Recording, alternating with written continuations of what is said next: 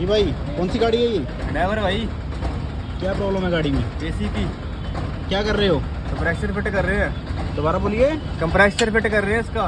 अच्छा, निकाल लिया कंप्रेसर? हाँ, पुराना निकाल दिया, नया फिट कर दिया है। नया फिट कर दिया, पुराना निकाल लिया है। हाँ, तो कितना टाइम लगता है प्रोसेस को? तो सर तो आप टाइम के हिसाब से है सर, 2 दिन भी लगा सकते हैं, 2 घंटे भी लग सकते हैं। मतलब कोई बंदा जो डेली काम करता है वो 2 घंटे में भी कर देगा? हाँ, ओके।